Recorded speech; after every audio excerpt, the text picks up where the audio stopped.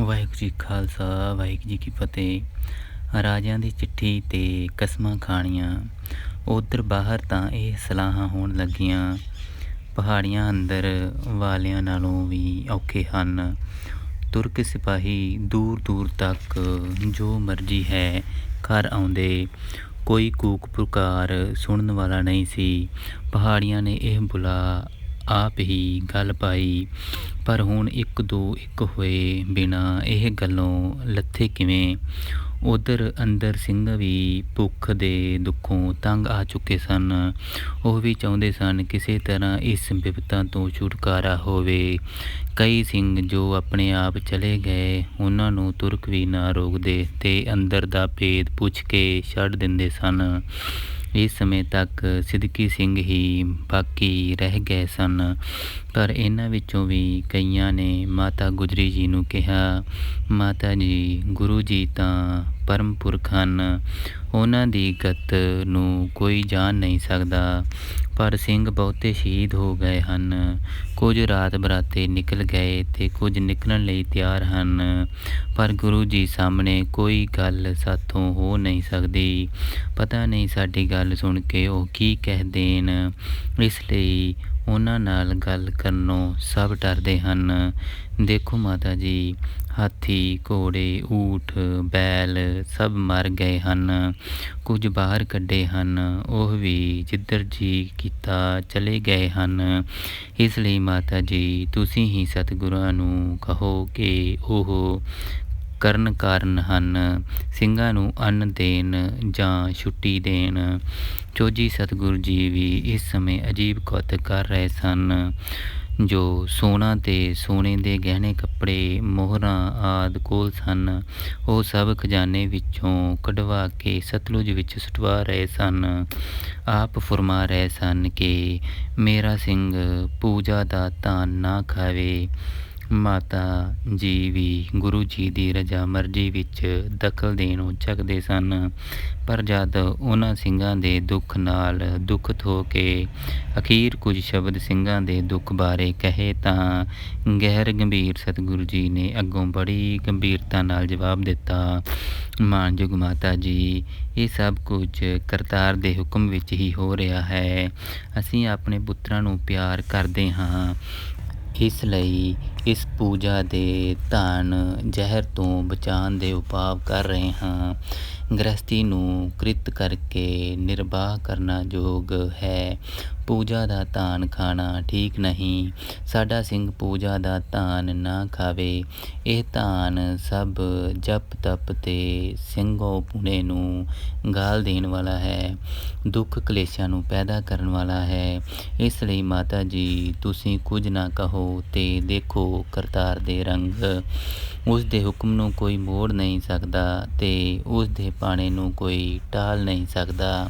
ਇਸ ਤੋਂ ਪਹਿਲੇ ਇੱਕ ਸਿੰਘ ਨੂੰ ਮੁਗਲਾਂ ਨੇ ਫੜ ਕੇ ਉਸ ਦੇ ਜਬਰਨ ਕੇਸ ਕੱਢ ਦਿੱਤੇ ਤੇ ਸੁੰਨਤ ਕਰਕੇ ਮੂੰਹ ਨੂੰ ਮਾਸ ਵੀ ਲਾ ਦਿੱਤਾ, ਪਰ ਉਹ ਸਿੰਘ ਮੌਕਾ ਤਾੜ ਕੇ ਉਹਨਾਂ ਕੋਲੋਂ ਛੁੱਟ ਕੇ ਕਿਲ੍ਹੇ ਵਿੱਚ ਆ ਗਿਆ ਤੇ ਸਾਰੀ ਗੱਲ ਦੱਸੀ। ਗੁਰੂ ਜੀ ਨੇ ਫਰਮਾਇਆ ਕਿ ਜੇ ਤੂੰ ਦਿਲੋਂ ਮੁਸਲਮਾਨ ਨਹੀਂ ਬਣਿਆ ਤਾਂ ਇਸ ਤਰ੍ਹਾਂ ਕਰਨ ਨਾਲ ਤੂੰ ਮੁਸਲਮਾਨ ਨਹੀਂ ਬਣ ਸਕਦਾ। ਹਾਂ, ਜੇ ਤੂੰ ਉਹਨਾਂ ਦੇ ਵੱਸ ਹੋ ਕੇ ਕਮਾਤੁਰ ਹੋ ਕੇ ਕਿਸੇ ਤੁਰਕਣੀ ਨੂੰ ਭੋਗ ਲਿਆ ਹੈ ਤਾਂ ਫਿਰ ਤੂੰ ਠੀਕ ਮੁਸਲਮਾਨ ਹੋ ਗਿਆ ਹੈ। ਸਿੰਘ ਨੇ ਕਿਹਾ, ਜੀ ਨਹੀਂ।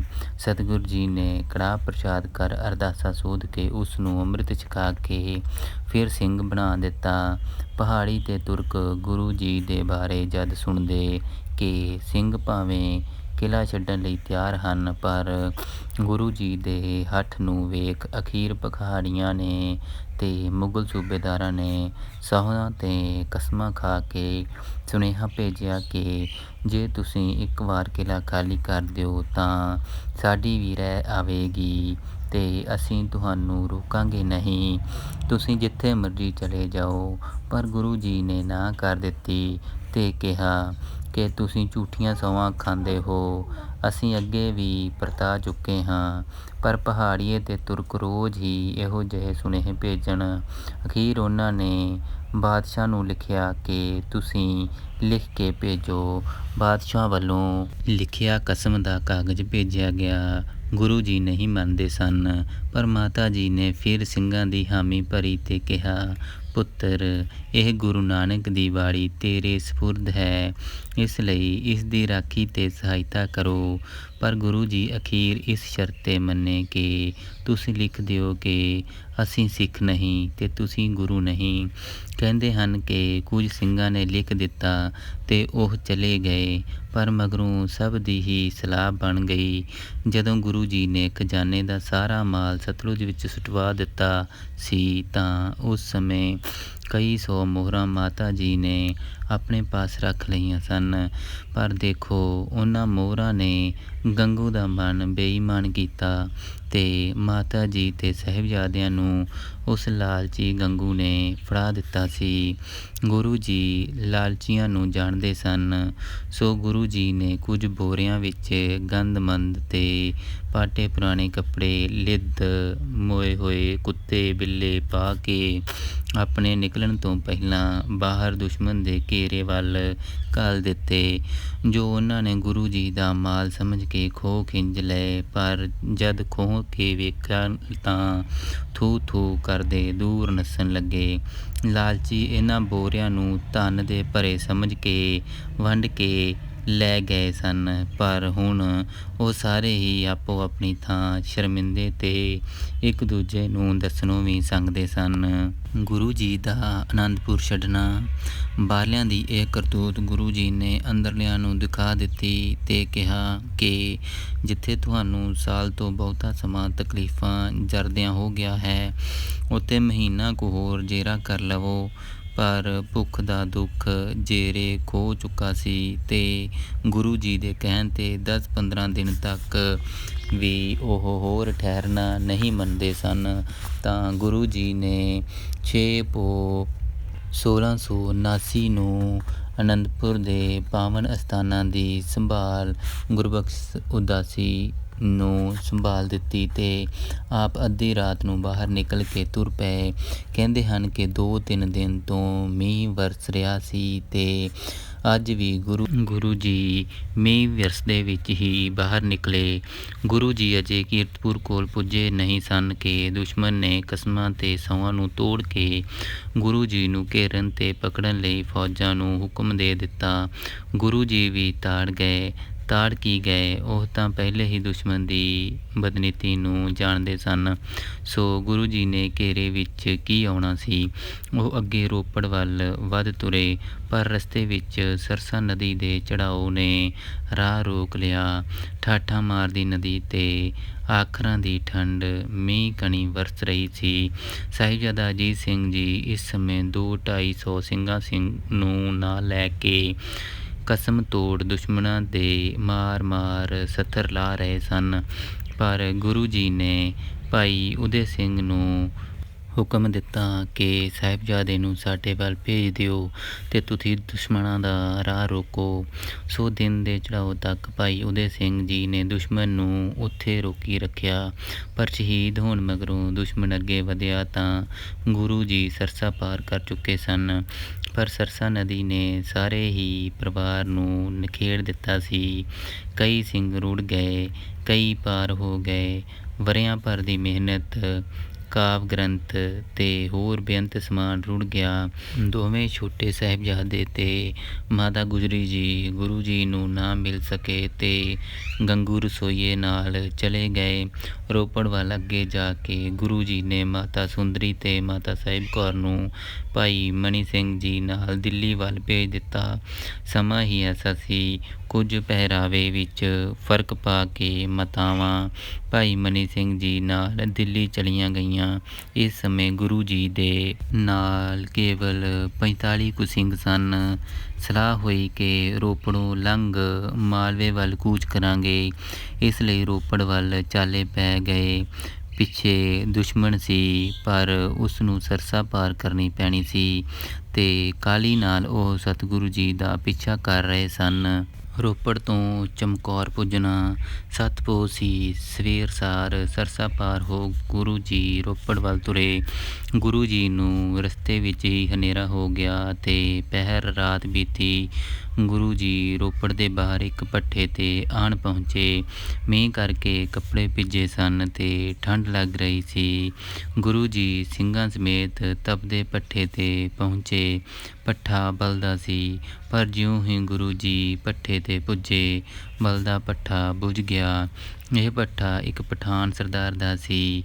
ਨੌਕਰ ਨੇ ਜਦ ਕਲਗੀਧਰ ਜੀ ਦੇ ਤੇਜਸਵੀ ਦਰਸ਼ਨ ਕੀਤੇ ਤੇ ਝੱਟ ਹੀ ਸਮਝ ਗਿਆ ਕਿ ਇਹ ਨੂਰਾਨੀ ਚਿਹਰੇ ਵਾਲਾ, ਜਿਸ ਦਾ ਕੋਹਿਨੂਰ ਹੀਰੇ ਵਾਂਗ ਰਾਤ ਦੇ ਹਨੇਰੇ ਵਿੱਚ ਵੀ ਚਾਨਣਾ ਮੁੱਖ ਚਾਨਣ ਕਰ ਰਿਹਾ ਹੈ, ਇਹ ਅਨੰਦਪੁਰੀ ਗੁਰੂ ਹੀ ਹੋਣਾ ਹੈ, ਜਿਸ ਦੀ ਬਹਾਦਰੀ ਦੀਆਂ ਰੋਜ਼ ਹੀ ਗੱਲਾਂ ਸੁਣ ਰਹੇ ਸਾਂ।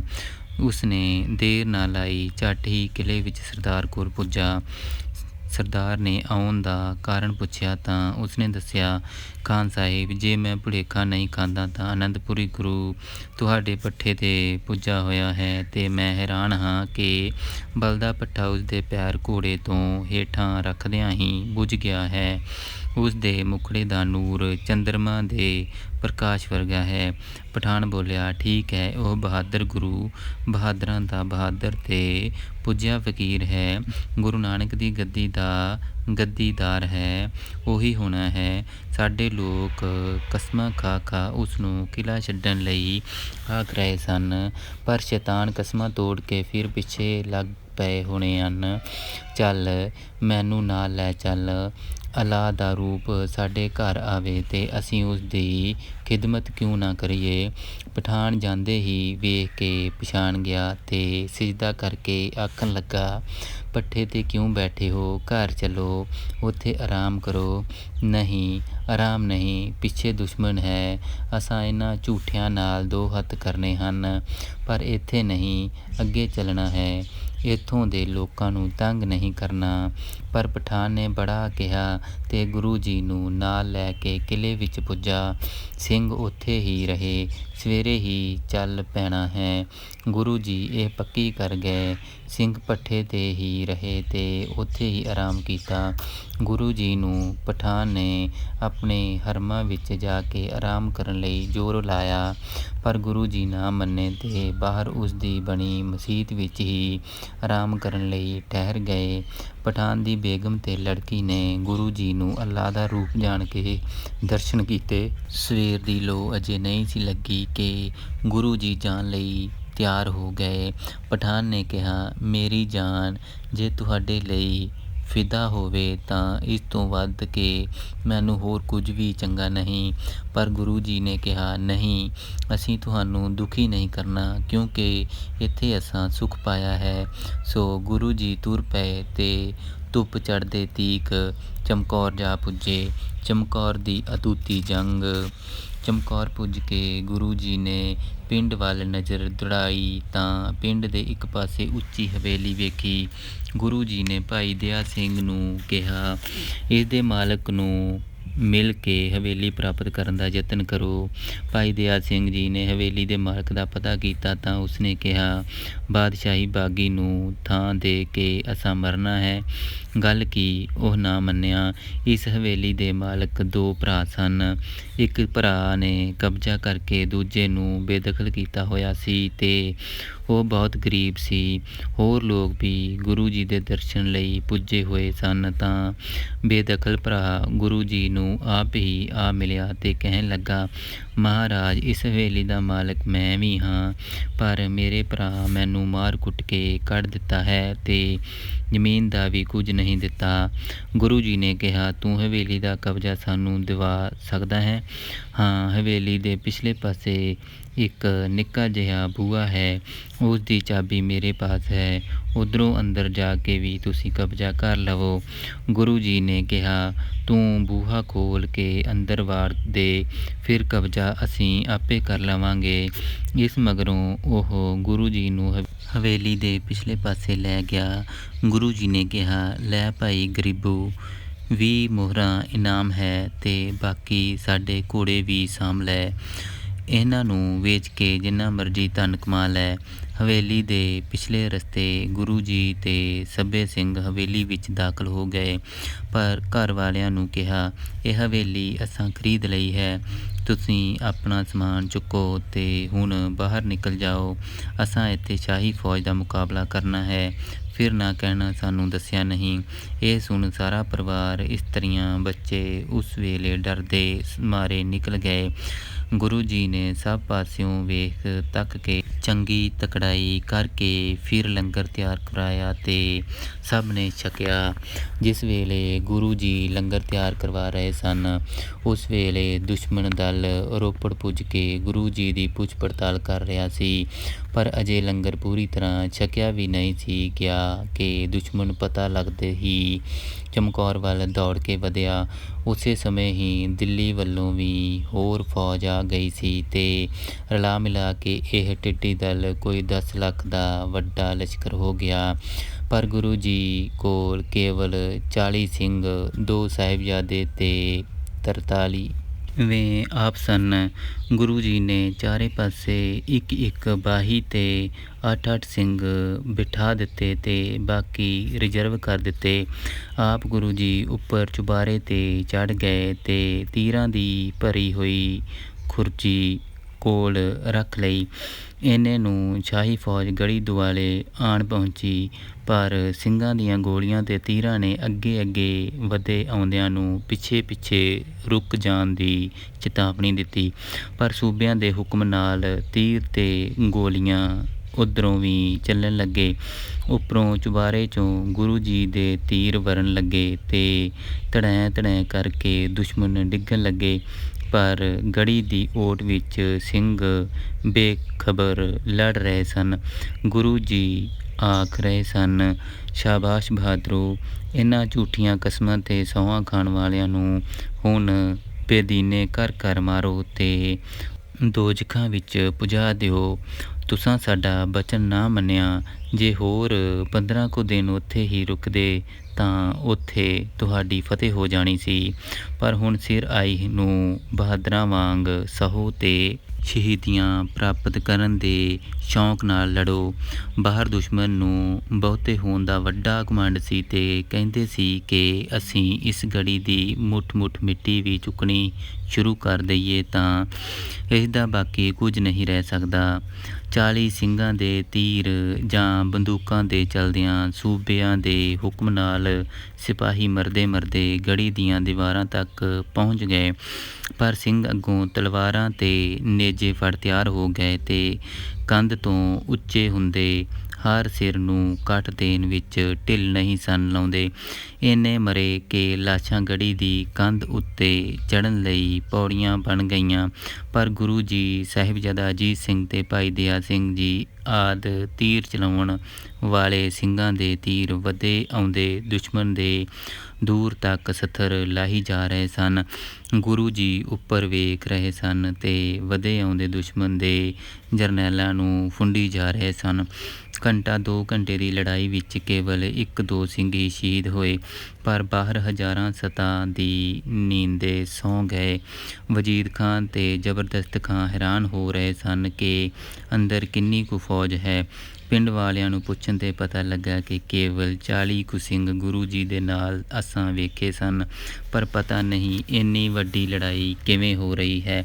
ਇਹ ਸੁਣ ਸੂਬਿਆਂ ਨੇ ਇੱਕ ਵਾਰ ਫਿਰ ਜ਼ੋਰ ਪਾਇਆ ਅਤੇ ਉਹ ਇੱਕਦਮ ਹੀ 1-2 ਲੱਖ ਆਦਮੀ ਨੂੰ ਚਾਰੇ ਪਾਸਿਓਂ ਵਧਾ ਕੇ ਅੱਗੇ ਲੈ ਆਏ। ਕਹਿੰਦੇ ਹਨ ਕਿ ਇਸ ਸਮੇਂ ਗੁਰੂ ਜੀ ਇੰਨੇ ਜ਼ੋਰ ਨਾਲ ਤੀਰ ਚਲਾ ਰਹੇ ਸਨ ਕਿ ਉਹਨਾਂ ਦੇ ਤੀਰ ਮਿੰਟਾਂ ਵਿੱਚ ਹੀ ਉਥਲ ਪੁਥਲ ਕਰ ਰਹੇ ਸਨ। ਗੁਰੂ ਜੀ ਚੁਬਾਰੇ ਵਿੱਚ ਬੈਠੇ ਸਨ। ਉਹਨਾਂ ਦੀ ਕਲਗੀ ਦੂਰੋਂ ਭਾਵੇਂ ਥੋੜ੍ਹੀ ਨਜ਼ਰ ਆਉਂਦੀ ਸੀ ਅਤੇ ਦੁਸ਼ਮਣ ਦੇ ਆਉਂਦੇ ਗੋਲੀਆਂ ਅਤੇ ਤੀਰ ਉੱਪਰੋਂ ਅਤੇ ਇੱਧਰ ਉੱਧਰ ਦੀ ਹੋ ਲੰਘ ਰਹੇ ਸਨ। ਇਸ ਸਮੇਂ ਮਲੇਰੀਏ ਭਰਾ ਖਵਾਜਾ ਖਿਜ਼ਰ ਖਾਂ, ਗੁਲਸ਼ੇਰ ਖਾਂ ਅਤੇ ਨਾਹਰ ਖਾਂ ਵੀ ਹੋਰ ਜਰਨੈਲਾਂ ਦੇ ਨਾਲ ਆਪਣੀ ਪਠਾਨੀ ਸੈਨਾ ਨੂੰ ਨਾਲ ਲੈ ਕੇ ਅੱਗੇ ਵਧੇ ਆ ਰਹੇ ਸਨ। ਗੁਰੂ ਜੀ ਨੇ ਇਹਨਾਂ ਦਾ ਰੌਲਾ ਸੁਣਿਆ ਤਾਂ ਤੱਕ ਤੀਰ ਅਤੇ ਤੀਰ ਛੱਡਣ ਲੱਗੇ। ਇਹ ਗੁਰੂ ਜੀ ਨੂੰ ਖਾਸ ਤੌਰ 'ਤੇ ਲਲਕਾਰ ਰਹੇ ਸਨ। ਨਾਹਰ ਖਾਂ ਬਹੁਤਾ ਅੱਗੇ ਵਧ ਆਇਆ ਸੀ। ਗੁਰੂ ਜੀ ਨੇ ਇਸ ਵੱਲ ਤੀਰ ਛੱਡਿਆ, ਜਿਸ ਨੇ ਇਸ ਨੂੰ ਘੋੜੇ ਸਮੇਤ ਹੀ ਉਥਲ ਕੇ ਸੁੱਟ ਦਿੱਤਾ। ਭਰਾ ਨੂੰ ਮਰਿਆ ਵੇਖ ਦੂਜੇ ਦੋਵੇਂ ਭਰਾ ਖਵਾਜਾ ਖਿਜ਼ਰ ਖਾਂ ਤੇ ਗੁਲਸ਼ੇਰ ਖਾਂ ਬੜੇ ਰੋਹ ਵਿੱਚ ਆਏ ਤੇ ਤੀਰ ਗੋਲੀਆਂ ਚਲਾਉਂਦੇ ਅੱਗੇ ਵਧੇ। ਗੁਰੂ ਜੀ ਨੇ ਆਪ ਲਿਖਿਆ ਹੈ, ਰਾਖਸ਼ ਜੇ ਦੇਵਾਰ ਅਮਦ ਬਰੂ ਬਖੁਰਦਨ ਯਕੇ ਤੀਰ ਛੁੱਟ ਕਰਕ ਖੂੰ। ਭਾਵ ਪਿੰਡ ਦੇ ਕੋਠਿਆਂ ਦੀਆਂ ਦੀਵਾਰਾਂ ਤੋਂ ਅੱਗੇ ਲੰਘ ਜੋ ਵੀ ਸਾਡੇ ਸਾਹਮਣੇ ਆਉਂਦਾ ਦਿਸਿਆ, ਉਹ ਸਾਡੇ ਤੀਰ ਦਾ ਸ਼ਿਕਾਰ ਹੋ ਕੇ ਕਰਕ ਭਾਵ ਮਾਰਿਆ ਗਿਆ। ਤੇ ਜਿਹੜੇ ਕੰਧਾਂ ਓਹਲੇ ਹੋ ਰੌਲਾ ਪਾਉਂਦੇ ਤੇ ਐਵੇਂ ਤੀਰ ਗੋਲੀਆਂ ਚਲਾਉਂਦੇ ਰਹੇ, ਉਹ ਬਚ ਰਹੇ। ਪਰ ਜਦ ਜਿਉਂ ਹੀ ਨਜ਼ਰ ਪਿਆ ਕਿ ਨਾਹਰ ਖਾਂ ਅੱਗੇ ਵਧਦਾ ਆ ਰਿਹਾ ਹੈ, ਉਸ ਦੇ ਤੀਰ ਸਾਡੇ ਵੱਲ ਸਿੱਧੇ ਆ ਰਹੇ ਹਨ, ਤਾਂ ਅਸਾਂ ਉਸ ਵੱਲ ਇੱਕੋ ਤੀਰ ਭੇਜ ਕੇ ਵਿੰਨ੍ਹ ਦਿੱਤਾ, ਭਾਵ ਪਾਰ ਬੁਲਾ ਦਿੱਤਾ। ਚੂਦਿਦਮ ਕੇ ਨਾਹਰ ਬਿਆਮਦ ਬਜੰਗ ਚਸ਼ਦੀਨ ਯਕੇ ਤੀਰ ਤਨ ਬੇਦਰੰਗ। ਨਾਹਰ ਖਾਂ ਦੇ ਮਰਦੇ ਹੀ ਇੱਕ ਵਾਰ ਦੁਸ਼ਮਣ ਨੂੰ ਭਾਜੜ ਪੈ ਗਈ। ਗੁਰੂ ਜੀ ਦੇ ਤੀਰਾਂ ਤੋਂ ਬਚਣਾ ਸਭ ਨੂੰ ਮੁਸ਼ਕਿਲ ਭਾਸ ਰਿਹਾ ਸੀ। ਕੋਈ ਡਰਦਾ ਅੱਗੇ ਨਹੀਂ ਸੀ ਵੱਧਦਾ, ਪਰ ਭਰਾ ਦੇ ਮਰਨ ਦਾ ਸੱਲ ਦੋਹਾਂ ਭਰਾਵਾਂ ਨੂੰ ਖਾ ਰਿਹਾ ਸੀ। ਉਹ ਬਾਰ-ਬਾਰ ਅੱਗੇ ਵਧਣ ਤੇ ਸਾਥੀਆਂ ਨੂੰ ਵਧਾਉਣਾ ਚਾਹੁੰਦੇ ਸਨ, ਪਰ ਗੁਰੂ ਜੀ ਦੇ ਤੀਰ ਆਉਂਦਿਆਂ ਨੂੰ ਹੇਠਾਂ ਉੱਤੇ ਕਰੀ ਜਾ ਰਹੇ ਸਨ। ਇੱਕ ਅਫਗਾਨ ਖਾਂ ਜਰਨੈਲ ਅੱਗੇ ਵਧਿਆ, ਉਹ ਵੀ ਮਾਰਿਆ ਗਿਆ। ਗੁਲਸ਼ੇਰ ਖਾਂ ਨੂੰ ਤੀਰ ਤਾਂ ਲੱਗਾ, ਪਰ ਉਹ ਜ਼ਖਮੀ ਹੋ ਕੇ ਦੌੜ ਗਿਆ ਤੇ ਖਵਾਜਾ ਖਿਜ਼ਰ ਨੇ ਕੰਧ ਓਹਲੇ ਹੋ ਕੇ ਜਾਨ ਬਚਾਈ। ਗੁਰੂ ਜੀ ਲਿਖਦੇ ਹਨ ਕਿ ਆ ਖਵਾਜਾ ਮਰਦੂਦ ਸਾਇਆ ਦੀਵਾਰ ਬਮੈਦਾਂ ਨਿਅਮਦ ਬਮਰਦਾਨਾ ਵਾਰ। ਦਰੇਗਾ ਅਗਰ ਰੋਇਓ ਦੀਦਮੋ ਬਕ ਯਹ ਤੀਰ ਲਾਚਾਰ ਫਖਸ਼ੀ ਦਮੇ। ਜੇ ਖਵਾਜਾ ਖਿਜ਼ਰ ਦੀਵਾਰ ਦੇ ਸਾਏ ਓਹਲੇ ਪਿੱਛੇ ਦੀ ਓਟ ਨਾ ਲੈਂਦਾ ਤਾਂ ਅਸੀਂ ਉਸ ਨੂੰ ਵੀ ਇੱਕ ਤੀਰ ਬਖਸ਼ ਕੇ ਨਿਹਾਲ ਕਰ ਦਿੰਦੇ। ਪਰ ਇਸ ਦੁਪਹਿਰ ਤੋਂ ਲੌਡੇ ਵੇਲੇ ਤੱਕ ਡਾਢਾ ਭਿਅੰਕਰ ਜੰਗ ਹੋਇਆ। ਇੰਨੇ ਚਿਰ ਤੱਕ ਅੰਦਰੋਂ ਗੋਲੀ ਬਾਰੂਦ ਮੁੱਕ ਚੁੱਕਾ ਸੀ। ਗੁਰੂ ਜੀ ਨੇ ਕਿਹਾ, ਕੋਈ ਅੰਦਰ ਜੋ ਸਾਨੂੰ ਆ ਕੇ ਕਤਲ ਕਰੇ, ਅਸੀਂ ਬਾਹਰ ਨਿਕਲ ਕੇ ਕਿਉਂ ਨਾ ਸ਼ਹੀਦ ਹੋਈਏ। ਇਸ ਸਲਾਹ ਅਨੁਸਾਰ ਸਭ ਤੋਂ ਪਹਿਲਾਂ ਭਾਈ ਹਿੰਮਤ ਸਿੰਘ ਜੀ ਪਿਆਰਾ ਪੰਜਾ ਸਿੰਘ ਨੂੰ ਨਾਲ ਲੈ ਕੇ ਗੜ੍ਹੀਓਂ ਬਾਹਰ ਨਿਕਲੇ। ਗੜ੍ਹੀ ਦੁਆਲੇ ਲੋਥਾਂ ਹੀ ਲੋਥਾਂ ਸਨ। ਸਿੰਘ ਲੋਥਾਂ ਨੂੰ ਉਲੰਘ ਜੈਕਾਰੇ ਗਜਾਉਂਦੇ, ਤੀਰ ਚਲਾਉਂਦੇ ਵੈਰੀ ਦਲ ਵੱਲ ਚੱਲ ਪਏ। ਵਜੀਦ ਖਾਂ ਤੇ ਬਾਕੀ ਸੂਬੇ ਹਟਵੇਂ ਉੱਚੀ ਥਾਂ 'ਤੇ ਬੈਠੇ ਇਹ ਸਭ ਦੇਖ ਰਹੇ ਸਨ। ਕੁਝ ਚਿਰ ਉਹਨਾਂ ਨੇ ਬਹਾਦਰਾਂ ਨਾਲ ਬਹਾਦਰਾਂ ਵਾਂਗ ਲੜਨ ਦੀ ਨੀਤੀ ਅਪਣਾਈ ਤੇ ਉਹ ਤੇਗਾਂ ਤਲਵਾਰਾਂ ਨਾਲ ਹੀ ਲੜਨ ਲੱਗੇ। ਚੁਣੇ ਹੋਏ ਬਹਾਦਰ ਉੱਧਰੋਂ ਅੱਗੇ ਵਧੇ ਤੇ ਉਹਨਾਂ ਯਤਨ ਕੀਤਾ ਕਿ ਇਕੱਲੇ ਨਾਲ ਇਕੱਲਾ ਲੜ ਕੇ ਵੇਖਿਆ ਜਾਏ, ਪਰ ਗੁਰੂ ਕੇ ਸਿੰਘਾਂ ਨੇ ਉਹਨਾਂ ਦੇ ਕਈ ਆਪਣੇ ਜਿੰਨੇ ਨਿਬੇੜ ਦਿੱਤੇ। ਪਰ ਲੜਦੇ ਲੜਦੇ ਉਹ ਦੁਸ਼ਮਣ ਦੇ ਵਿੱਚ ਵੜਦੇ ਜਾਣ। ਕਿੱਥੇ ਸਿੰਘ ਛੇ, ਪਰ ਉਹਨਾਂ ਅੱਗੇ ਅਨੇਕਾਂ ਇਕੱਲੇ ਨਾਲ ਇਕੱਲਾ ਲੜਨ ਵਾਲੇ ਆਏ ਮਾਰੇ ਗਏ। ਤਾਂ ਫਿਰ ਅਨੇਕਾਂ ਵੈਰੀ ਛਿਆਂ ਨੂੰ ਪੈ ਗਏ ਤੇ ਸਿੰਘ ਫਿਰ ਵੀ ਸੈਂਕੜਿਆਂ ਨੂੰ ਮਾਰ ਕੇ ਪੁਰਜਾ ਪੁਰਜਾ ਹੋ ਕੇ ਸ਼ਹੀਦ ਹੋਏ। ਸਿੰਘਾਂ ਦੀ ਬਹਾਦਰੀ ਤੇ ਦੁਸ਼ਮਣ ਵੀ ਅਸ਼ ਅਸ਼ ਕਰ ਉੱਠੇ।